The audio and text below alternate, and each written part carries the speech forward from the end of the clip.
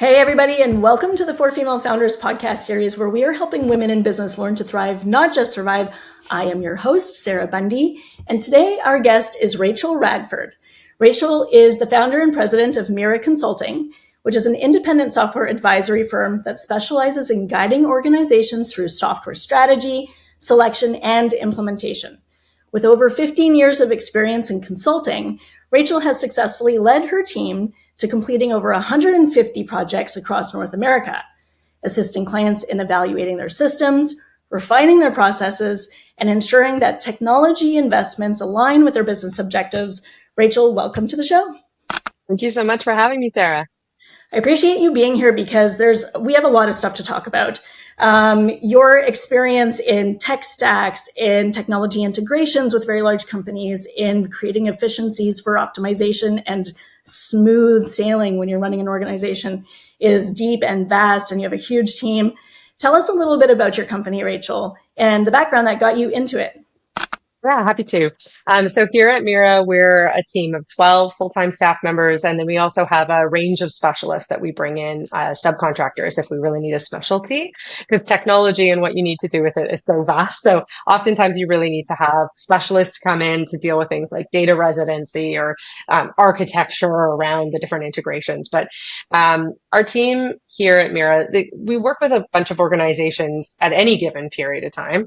We're working in North America, I've been in Europe, I've been in Australia. It's really wherever our clients need us to go.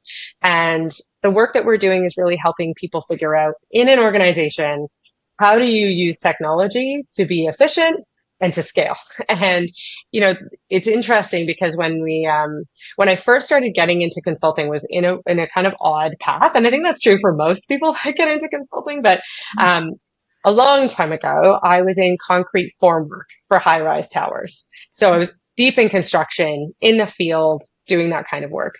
Got injured on the job, which led me to get into an engineering firm where I was doing project management for large-scale restoration projects. And through that work, I was managing, significant RFPs, creating the request for proposal, going through that entire process. And after some time in engineering and going back to school to get more into supply chain and business, it actually gave us our first couple of clients because my background in creating an RFP was so vast. And one of our first clients was City of Vancouver because they needed an RFP developed. So that was kind of like my break into consulting, was really helping an organization get super clear on what is it we even are expecting from a technology. And how do we articulate our business need to technology vendors? And so that was where things started kind of around 15 years ago, was writing RFPs for government agencies, crown corporations, municipal governments. How do you write an RFP within 8 weeks instead of a year, which is usually how long it takes them?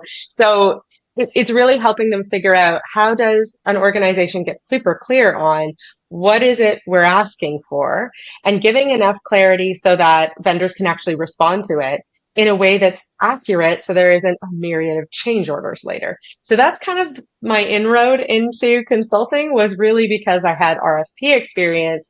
And that's something that especially in government agencies, there isn't a lot of comfort level with moving quickly through that process and supporting procurement through that process. With Awin's marketing technology platform, you can easily discover the best partners who connect you with huge audiences of new customers. Understand how your partnerships are performing with intuitive reporting, and only pay for the results you need. Start today and grow your own way with Awin. Let's talk a little bit about how you even define technology. Because right now, a lot of the time people think about AI as technology, or they think of digital marketing as technology, which are not the same thing.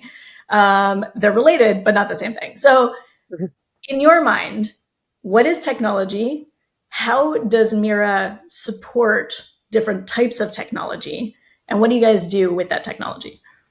When I think about technology, it's anything where you're leveraging software, data, any kind of tool that is going to help you optimize or automate a process. So it can be anything from AI. It can be anything around like solution architecture, where you're starting to talk about data lakes, pools, hubs, there's lots of words for it, and how you're going to leverage data for reporting and dashboards to make better business decisions. It can be, we see a ton of ERP solutions, enterprise resource planning, and that's really about managing the flow of money and inventory through an organization. We work with customer relationship management software, e-commerce solutions, the integration of all of those things. We work with still a lot of municipal governments that are navigating permit license and inspection software. You name the type of software that's out there, we probably touched it. And I think what's interesting in how organizations can leverage technology is, oftentimes they think about the technologies and software they currently have and replacing those things with something better. And there are paths to do that, and it can have a good return. But if you flip it more towards what does a business need, and not current state, future state. If our strategy is to scale, or if our strategy is to be better than we are today, which should be everybody's, you need to think about, like, what do we want to be? And then what are the requirements we have in our business processes, in our decision making, in the people process side of a business, so that then you can go and find technologies that serve those. You're not looking for a technology to replace a technology. And I think that's where a lot of ERP programs in particular fail. And it's interesting because when we think about technology with our customers and we're thinking about what is the business strategy or organizational strategy? So how big do they want to get? Where do they want to play? Who do they want to play with? Like all of those types of things. The technology strategy should come from that to serve that. And it's not something that can stand alone. Shouldn't, I would argue. It really needs to couple up with what is the business strategy. And once you can get clear on what that part is, the business strategy, the tech strategy, then you can start thinking about, well, what kinds of software are going to support that? And I think working with organizations where we see a lot of fail rates. So ERP is a good example. It's one of the most expensive technologies that you can go purchase and put inside your organization. It has a failure rate of over 50% based on analytics by Gartner. It's a really high risk project. Out of the 170 projects we've completed so far, every single one of those has gotten to go live. Every single one of those is utilizing that technology within their organization. They have adopted it. So we have a really high success rate on the projects we've been involved in. But out of those, I would still call one of them a failure. Because, at the end of the day, if you have a technology where it is serving the needs, but it didn't truly meet the expectation of what we wanted it to do for our business, I would still call it a failure. And we've had one of those in the last 7 years.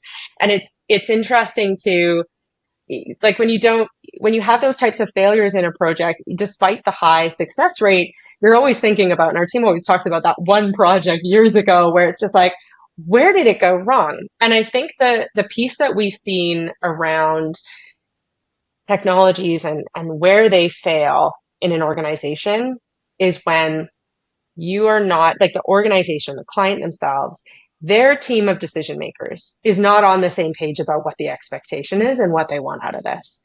And so you're never going to succeed if you aren't on the same page about what success looks like. A great big thank you to our sponsors, PartnerStack. PartnerStack's ecosystem connects you to the world's largest B2B network for you to earn, connect, and grow. And what does success look like most of the time to the organizations? Is there a common goal and objective that most organizations have when they're implementing tech? Yes. And I think so we serve kind of three different clients groups. One, we do a lot of work with private equity or funds or trusts, group ownership collectives. And what their goals are with a technology can be slightly different than standalone operating companies that are kind of medium to enterprise size, and what their objectives would be versus our government clients. They're all going to have kind of slightly different objectives, but at the end of the day, every single one of them wants systems to support process. So the process is more efficient. We are more efficient. And whether that results in higher revenue, reduced risk, those are the things that everybody wants in their business and our expectations of technology. And those are totally fair. So I think that success and what our clients are looking for is a couple of things. They want the process to be standardized, and they want it to be more efficient. they want access to data in near real time to make better decisions. And like those are the things that are expected out of the software and are fair expectations if you do the implementation correctly. And what are some of the biggest challenges that you face and your clients face while you're going through these implementations? There's planning, there's strategy, there's implementation, and then there's taking a look afterwards of, is it working? So in all those different stages, what are some of the biggest challenges you guys face? It really depends on the organization's culture. I think with, and that, that's probably true of any kind of change is, are people open to the change? Are they game for it? Do they understand the why? So a lot of our work winds up being change management, because if you're rolling out a software, you're changing a process, in particular in certain environments where there's like a heavy union, where there's, maybe a lot of legacy staff that are not comfortable with change, kind of nearing the end of their career, and they might not be excited about changing things, in their last years. And we've found that not to be the case too. Like you oftentimes will have organizations where people cannot wait for an improvement. They've been asking for it for years and they're excited that it's finally coming. But I think the biggest challenge in these projects is, are you involving people who really know what those processes look like right up front? And oftentimes companies won't do that. They're going to make the decision at the CEO and CFO level, and they're not necessarily bringing in a couple of subject matter experts that actually live and breathe those processes to sit through the decision around what is going to serve the process. And that is where things go wrong. Because if you haven't included those subject matter experts, the people who are actually going to touch and use this system, which is not the CEO and CFO, then you're not going to get their input on, hey, the reason we do this process for this reason. And that can change. Great. We'll get to a standard. But there's certain things that are like special sauce in our business and how we serve our customers. And you need to fold that in to the future state process. And I'm not talking customization of a system, but like there's certain configuration that needs to be applied there. And if you don't have those on the ground subject matter experts involved, you're not going to know that. And so you could make the wrong decision on the software and on the implementation partner. The other challenge that comes with not involving them early enough is then those people are not happy about the change because they never had a voice in the process and don't have buy-in into it. And so you're often strongest subject matter experts are going to be resistant during design sessions. They're resistant during testing. They're resistant during end user training. They're resistant in adoption post go live. And it's not hard, but it has to happen early that they get involved. And picking those stakeholders, I think, and making sure that the right people are involved in the right parts of the project is something where people can really get it wrong. And that plays out in all kinds of ugly ways. Let's talk a little bit about the ideal process for you then. So you have like the dream client, they've got the perfect scenario and challenge that your company can solve for. What are the steps and the people involved? Who are you pulling in, stakeholders? What are the conversations you're having? And what is the process that you would take to make sure that this project is successful from beginning to end? We always start with current state. So what is the current state process that you're living and breathing? What are the challenges with it? What is fantastic about it? Like, please don't break this. This is great.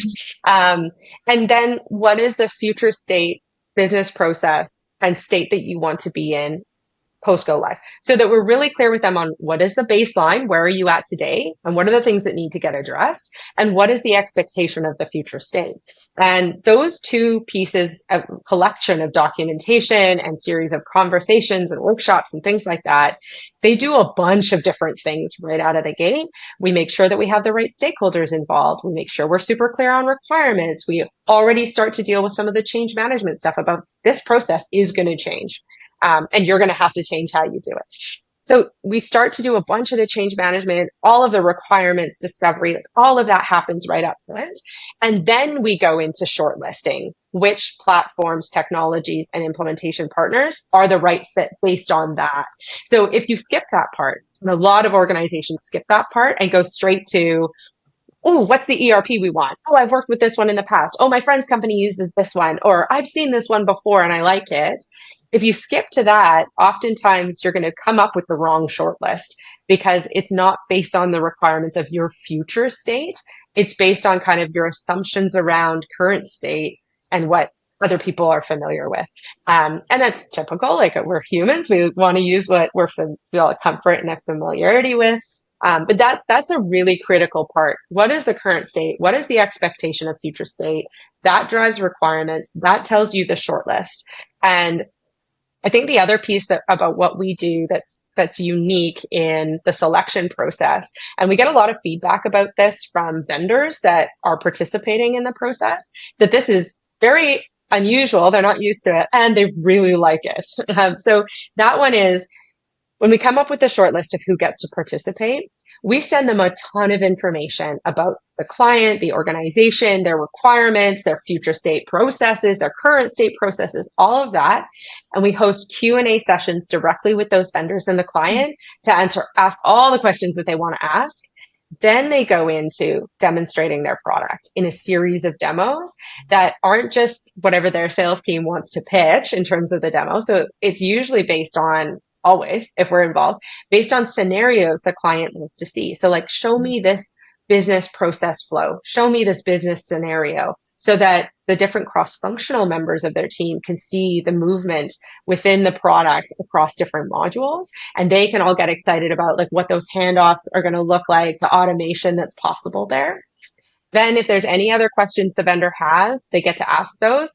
And only after all of that do they send in a proposal. So they get all the information they need to create a proposal that they're going to be really comfortable adhering to if they get selected. And, I think what's challenging with our government clients is their procurement practices often require that the proposal be sent before you talk to the vendor. It's really hard for them to craft that proposal because they haven't had any time with the client to ask questions. So we really flip that around to make sure that they're going to be comfortable with that. And that's really critical. And I think the piece we always keep in mind in terms of our role at Meira on a project is, post go live, we go away, and the client and the implementation partner, they are in a partnership for 10, 20 years. So in our mind, our goal is to make sure everybody looks good and the relationships, even without us, are going to be solid enough that those roles and functions can really be performed properly.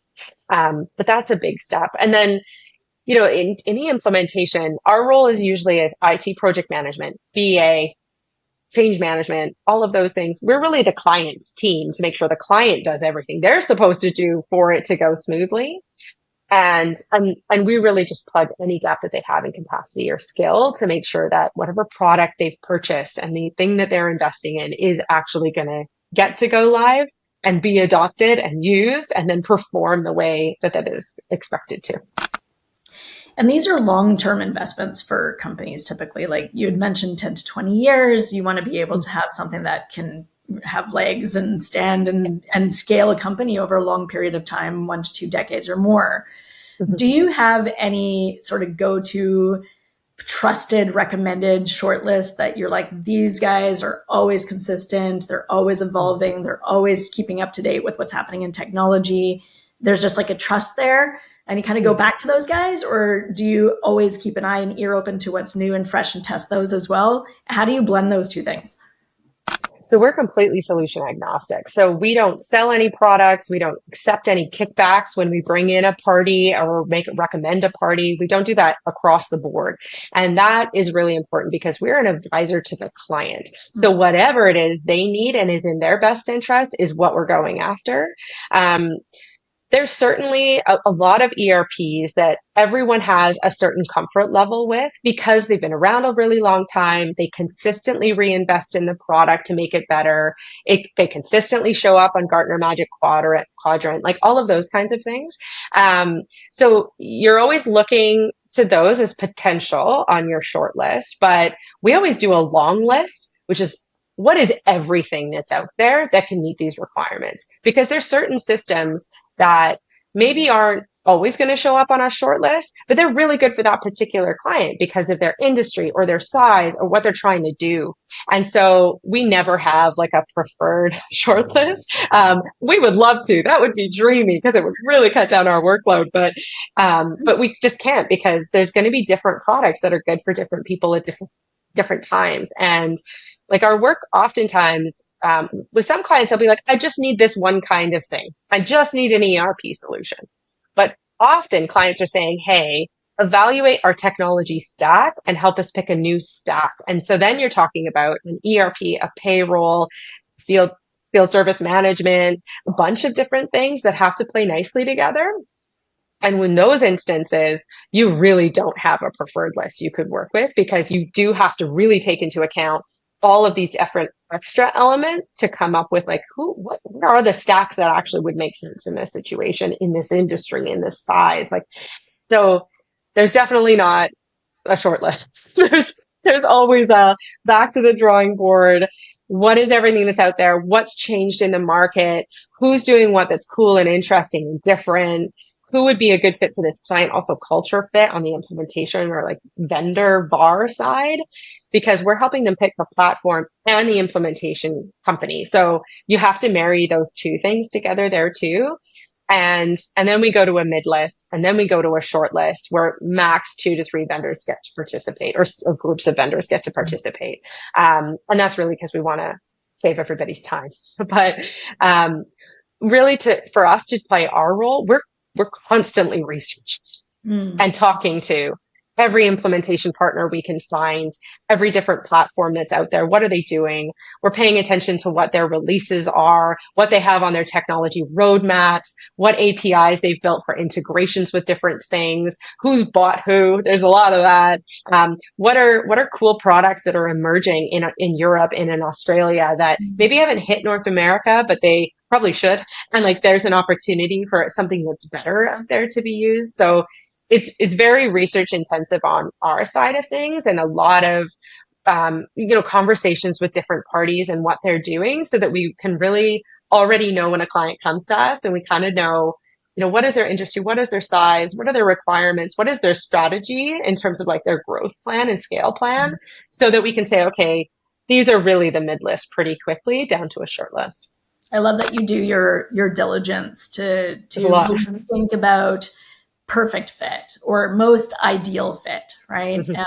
And this is not a rush decision. You're going to be working with this tech for 10 to 20 years. It better be done right. So it's wonderful that your organization takes the time to actually really understand all of the variables of that organization, even all the way down to their why. Why are we doing this? Who are we culturally? How is this going to be adapted? And then making sure that all of the combination of tech stack that is integrated is going to be that ideal fit for them for the long term. So I think that's awesome. We only have time for one more question, and that is, where do you see AI fitting into all of these tech stack integrations in the next 5 years? I heard a really interesting speaker last week who was trying to give a metaphor for AI and the pace of its change. So his metaphor was really around, it's like you invented fire and then the next day you had nuclear bombs. That's the pace of it. Like, it's moving so quickly. People in AI can't keep up with it. Right. What I find really interesting about where we see AI coming into play in terms of your technology stack is leveraging the different data that's held within your different technology solutions, because they're not always all integrated. Leveraging that to identify ways for process efficiency and leveraging AI, not only for like the process efficiency, but then also for all of your forecasting, because it can pull in all of your data and what it's seeing across your different sales functions, your different operations, and then also leverage external data to say, and these are where the trends are going in different industries, in different supply chains. Even potentially if there's a comfort level with pooling data across different supply chain partners, especially like key suppliers, you could start to see what's going on both sides and start kind of project out. And where we see a really cool opportunity for AI specifically within private equity, venture capital, trust groups, those kinds of things where they have multiple operating companies and portfolios, you can start to see the trends that are coming up across different industries if you're leveraging that data correctly. So I think it's really about identifying there's AI can sit in every area of your business, and that's an investment. Like, we're not all going to go gung ho on that because it's changing on us constantly so quickly. So it's really about thinking about how can I use AI to leverage my data in a safe and secure way so that I can start to identify areas for improvement on process efficiency gains. But I think the biggest power of it is going to be in the forecasting models that it can help predict. I love that. Well, thank you so much, Rachel. I love that you're here. Still have so many questions, and I'm sure there's lots that you can help our listeners learn about over the coming months and years. So I'd love to have you again on the show. But in the meantime, if anyone wants to contact you, what's the best way to reach you? Yeah, reach out to me directly, Rachael@meiraconsulting.com. But you can find us on LinkedIn, check out our website. I'm happy to have a conversation and hear what questions people have that maybe we could help address.